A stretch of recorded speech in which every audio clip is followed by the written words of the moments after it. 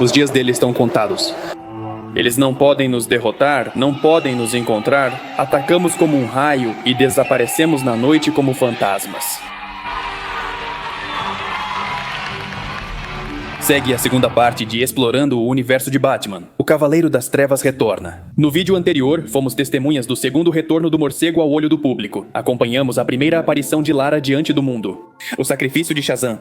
Testemunhamos uma moda que se tornou uma revolução, pronta para transformar o panorama cultural e sociopolítico mundial. Antes de continuar, peço que deixe um like para combater o algoritmo do YouTube.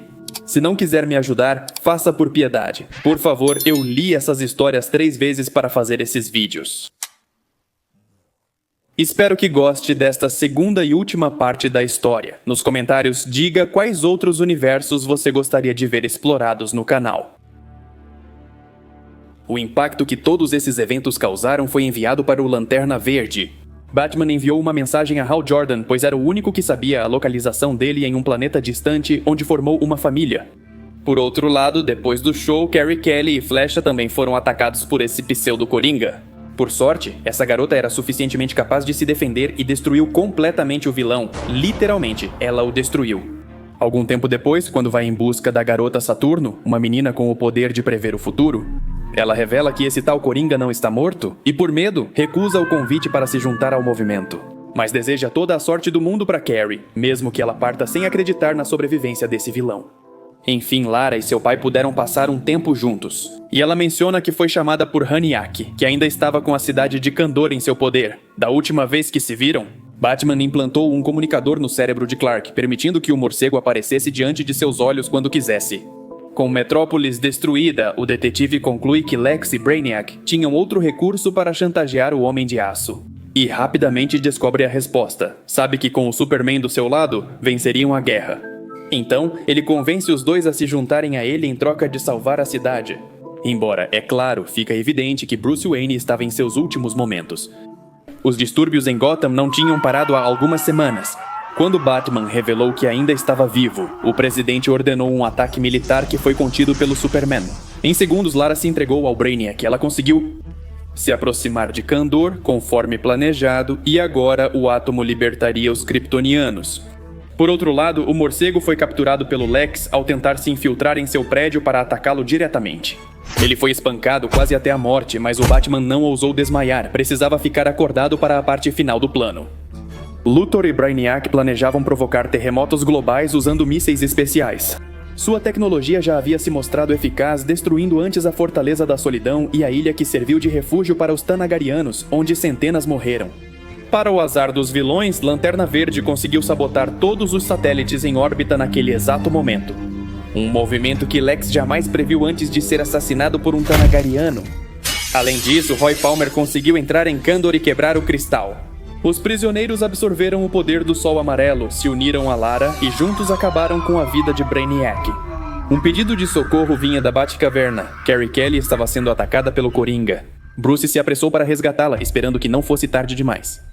Ele ativou a autodestruição do local e quando esse psicopata tentou desativar o comando, sua identidade foi revelada. Dick Grayson, o Robin ressentido. Após ser demitido pelo Batman por incompetência, ele foi recrutado por Brainiac e Luthor, passando por experimentos que o transformaram. Ele se tornou imortal, cumpriu tarefas para seus chefes, mas nunca esqueceu aquela vingança pendente contra o morcego. O vigilante distraiu seu ex-companheiro com hologramas, zombou dele por sentir inveja. Chamou a Carrie de inútil covarde e disse que sua incompetência foi a causa de sua demissão. Que não valia a pena mantê-lo como aliado. Dick Grayson só se limitou a dizer que naqueles anos ele realmente gostava do Batman e teria feito qualquer coisa por ele. Palavras que não importaram para o morcego antes de cortar a cabeça desse sujeito e jogá-lo no fundo do penhasco na lava ardente. Parecia o fim para ambos, se não fosse pela intervenção do Superman que resgatou seu amigo. Carrie permanecia consciente enquanto se distanciavam do desmoronamento que fez sumir a lendária Batcaverna. Todos os troféus de vitórias passadas, tudo se foi. Batman dizia que nada disso importava, que era tudo lixo. A garota mal parecia sorrir, concordando com o morcego. Ela disse que a moeda gigante era ridícula, mas fazia parte da sua história. Uma nova era havia começado, um amanhã melhor, um futuro promissor. Os heróis tinham o controle do mundo em suas mãos.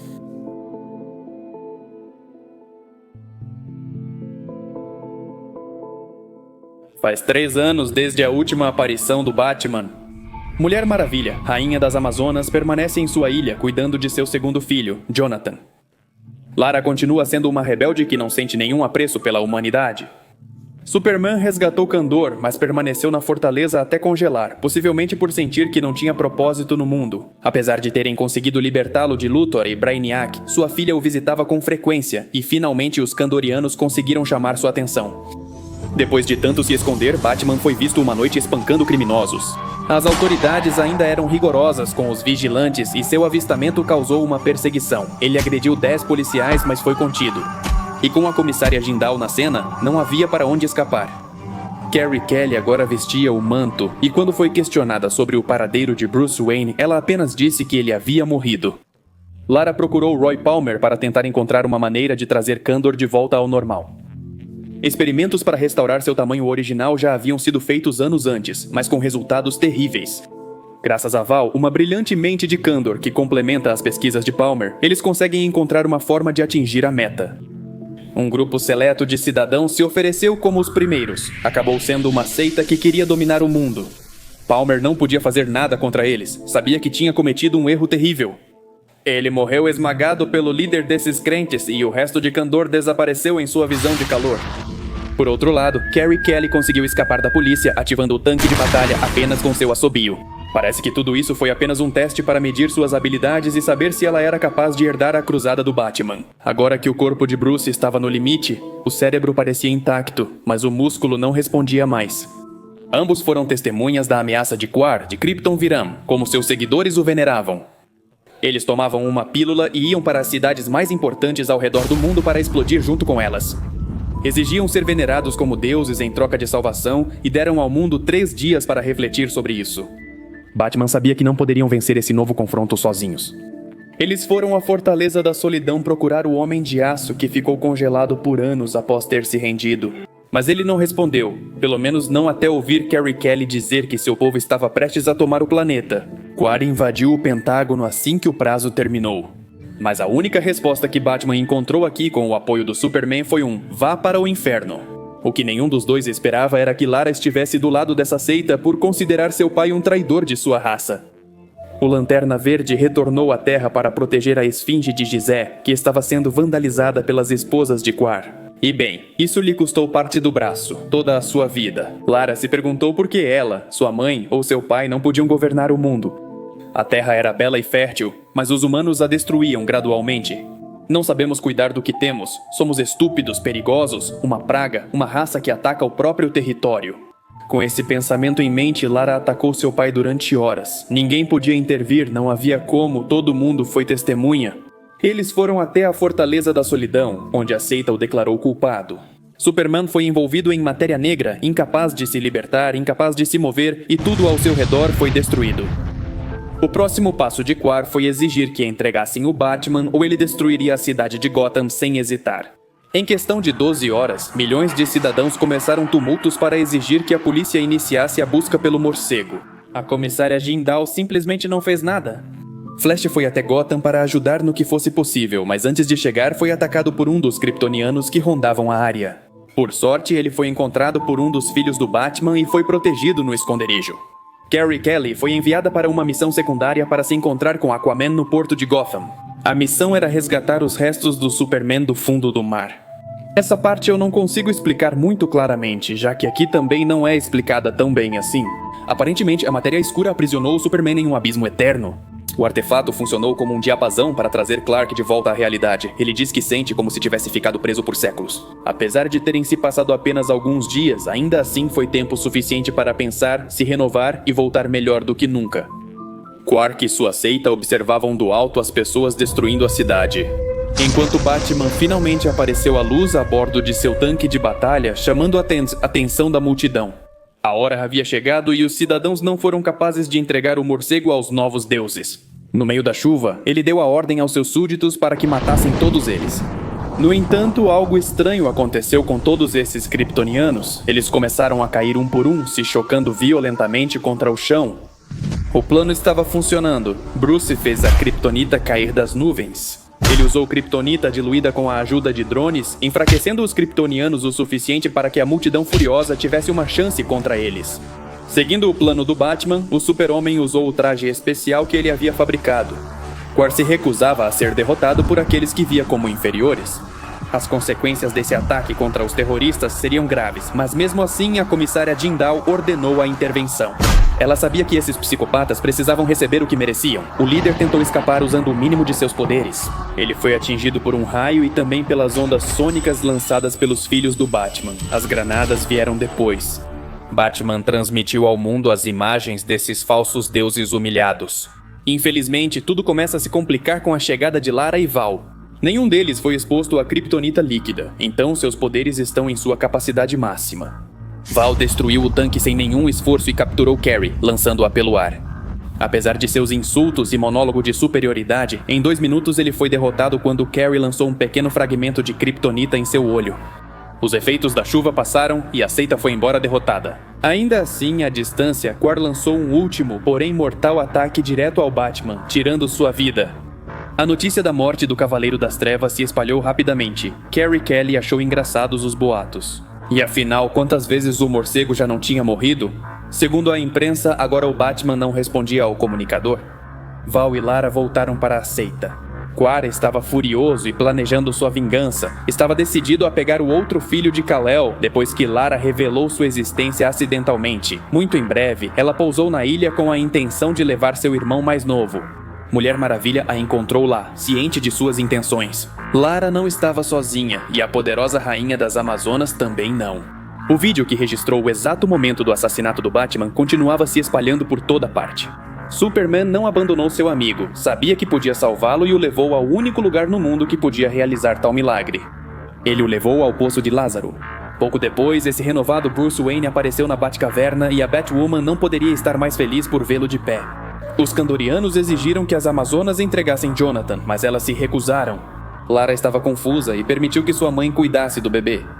As esposas de Quar fizeram um último aviso, prometendo poupar suas vidas, mas as Amazonas não queriam misericórdia e nunca se renderiam a invasores alienígenas. Ao saber dessa guerra, Super-Homem foi rapidamente para a ilha depois que Hal Jordan teve seu braço arrancado. Ele foi obrigado a caminhar por dias no deserto até conseguir rastrear um vendedor que havia encontrado seu anel. Ele o recuperou facilmente e podemos vê-lo retornando à ação. Quando as esposas de Quar estavam prestes a iniciar uma luta contra Lara, o líder ameaçou a Terra uma última vez. Bruce usou um de seus velhos truques, convocando um exército de morcegos, assustando os inimigos e fazendo-os atirar uns nos outros. Com sua visão de calor, os kryptonianos estavam cansados de sofrer, começaram a chamar seu líder de lunático e estavam prestes a deixar o planeta. No entanto, aqueles que ainda permaneciam fiéis a Quartez eliminaram os desertores em 1 segundo. Batman estava pronto para a luta antes de ser detido pelo Superman. A batalha era dele, e ele não ia permitir que Bruce morresse uma segunda vez. Eles não representavam Krypton, dizia Clark para Lara. O resto dos Kandorianos apenas zombou dele, o espancou. Diziam que seu momento já passara e que ele enfraquecera após passar a vida inteira junto à humanidade. E só então Batman finalmente percebeu que Superman havia contido seu verdadeiro poder todos esses anos. Quebrou a clavícula, fêmur e 3 costelas de Val, o deixando entorpecido por um instante antes de sentir uma dor indescritível. O Homem de Aço tinha suas estratégias, era inteligente, imponente e podia ser violento. Ao vê-lo derrotar os inimigos sem receber um único golpe de volta, o morcego só pensava no quanto ainda tinha para aprender com Superman. Os Kandorianos eram mais fortes, mais rápidos e jovens, mas não tinham a experiência de seu oponente. Os terroristas não tinham chance alguma de vencer, estavam dispostos a morrer explodindo bem aqui, condenando a Terra. Com essa ação, não restava mais kryptonita para combatê-lo e não havia como tirá-los do planeta a tempo. Por sorte, Átomo voltou bem nesse momento para reduzi-los a nada, antes que causassem qualquer dano. Na verdade, Ray Palmer não morreu, apenas encolheu a um nível subatômico. E nesse vazio, ele conseguiu fabricar o que precisava para voltar ao normal. O único Kandoriano restante era Quar, e antes de explodir, ele foi tirado do planeta por Lara. Batwoman permaneceu com seu mentor, continuando a proteger Gotham do crime que persistia nas ruas. Assim como o resto dos super-heróis, eles pareciam ter encontrado sua glória depois de todo o caos e maus tratos que sofreram. Clark levava uma vida comum, cuidava de seus filhos, e Lara finalmente se abriu para a possibilidade de aprender com seu pai. Ela abriu sua mente para compartilhar aquele respeito que ele sentia pela raça humana. Como mencionei, nenhuma prequela ou sequência parece estar no mesmo nível de O Cavaleiro das Trevas Ressurge. Mas ainda assim mantenho o que disse, que mesmo com toda a sua arte horrível, Strikes Again ainda passa como uma sequência digna. Com a raça mestra, para ser sincero, não sei o que pensar. Quarry e seu pessoal são uma ameaça interessante, mas meu conflito é com a questão da ressurreição do Batman.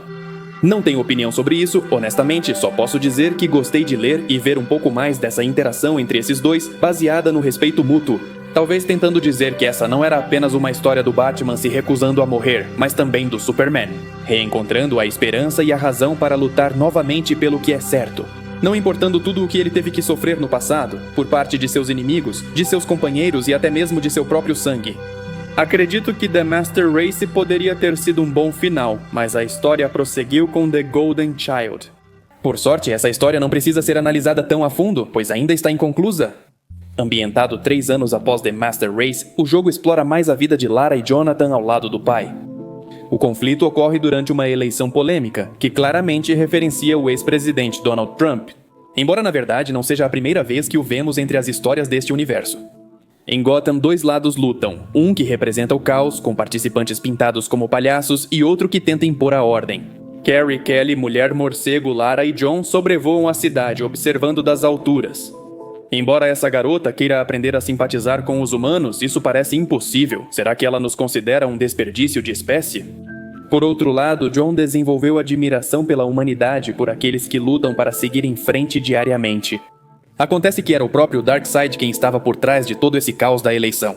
Aliado ao Coringa, ou melhor dizendo, a um imitador muito bom do Coringa.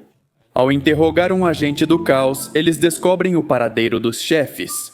Lara não se contém ao liberar todo o calor de seus olhos contra Darkseid. O Conquistador não cairia tão facilmente. Em poucos diálogos, ele conseguiu manipular a mente dos humanos ali presentes.